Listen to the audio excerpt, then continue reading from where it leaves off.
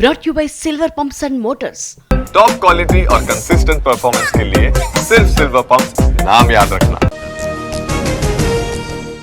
భారత్ పై కొనసాగుతోన్న పాక్ దుశ్చర్య. సరిహద్దుల్లో 26 చోట్ల డ్రోన్లతో దాడులు. వచ్చిన డ్రోన్లను వచ్చినట్లు కూల్చేసిన భారత్. శ్రీనగర్ ఎయిర్పోర్ట్ సమీపంలో డ్రోన్ దాడులు. పాకిస్తాన్ డ్రోన్ ని పేల్చేసిన ఎయిర్ డిఫెన్స్ సిస్టమ్. భారీగా పేలుళ్ల శబ్దాలు వినిపించాయన్న స్థానికులు. పీఓకేలో భారత్ ప్రతిదాడులు. జలాల్పూర్ జతన్ ప్రాంతంలో డ్రోన్ అటాక్స్. పాకిస్తాన్ సైనిక స్థావరాలే లక్ష్యంగా ఆపరేషన్. ప్రధాని మోదీ నివాసంలో కీలక భేటీ. సరిహద్దుల్లో ఉద్రిక్తతలపై ప్రధానికి నివేదిక. సమావేశాలతో కేంద్ర మంత్రులు బిజీ. ఢిల్లీలో ఇవాళ కూడా వరుస సమావేశాలు. త్రివిధ దళాధిపతులతో రాజ్నాథ్ భేటీ. పాక్ దాడులో భారత్ ప్రతిస్పందనపై చర్చ. భారత్ పై విపరీతంగా తప్పుడు ప్రచారం. పాకిస్తాన్ తీరుని ఎండగట్టిన పిఐబి ఫ్యాక్ట్ చెక్. తప్పుడు పోస్టులతో ప్రచారం చేయొద్దన్న కేంద్రం.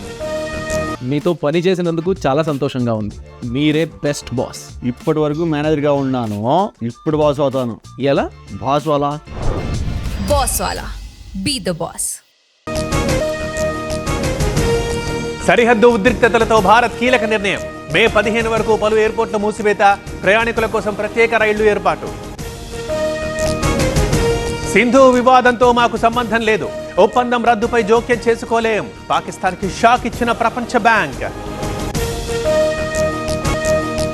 కశ్మీర్లో జవాన్ మురళీ నాయక్ మృతి. బాధిత కుటుంబానికి చంద్రబాబు పరామర్శ. సంతాపం ప్రకటించిన కిషన్ రెడ్డి, బండి సంజయ్. విజయవాడలో పోలీసుల అలర్ట్. రైల్వే స్టేషన్ పరిసర ప్రాంతాల్లో తనిఖీలు. అనుమానితుల వివరాలపై ఆరా. నేటి నుంచే మిస్ వరల్డ్ పోటీలు. హైదరాబాద్ చేరుకున్న 109 దేశాల భామలు. పోటీల నిర్వహణపై విపక్షాల అభ్యంతరాలు. శాంతి భద్రతలపై high level meeting. Mock drill పై అవగాహన పెంచాలన్న భట్టి. మిస్ వరల్డ్ పోటీలకు భారీ సెక్యూరిటీ. ములుగు జిల్లాలో పోలీసుల మృతిపై రేవంత్ సంతాపం.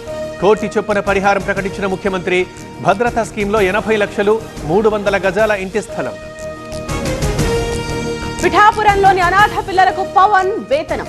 ఒక్కో చిన్నారికి 5,000 చొప్పున సాయం. ప్రతి నెల ఇంటి దగ్గరే అందించేలా ప్రణాళిక. ఏపీలో విమాన సర్వీసుల విస్తరణ. కొత్త సేవల్ని ప్రారంభిస్తున్నామన్న కేంద్ర మంత్రి రామ్మోహన్. జూన్ 13 నుంచి విశాఖ, అబుదాబి సర్వీస్. వేధింపుల్లో భాగంగానే తప్పుడు కేసులు. కాలం ఎప్పుడు ఒకేలా ఉండదన్న సజ్జల. జనం తరిమి కొడతారంటూ కామెంట్స్. భద్రాద్రిలో మావోయిస్టులకు ఎదురు దెబ్బ. లొంగిపోయిన 38 మంది మావోయిస్టులు, వారిలో 8 మంది మహిళలు.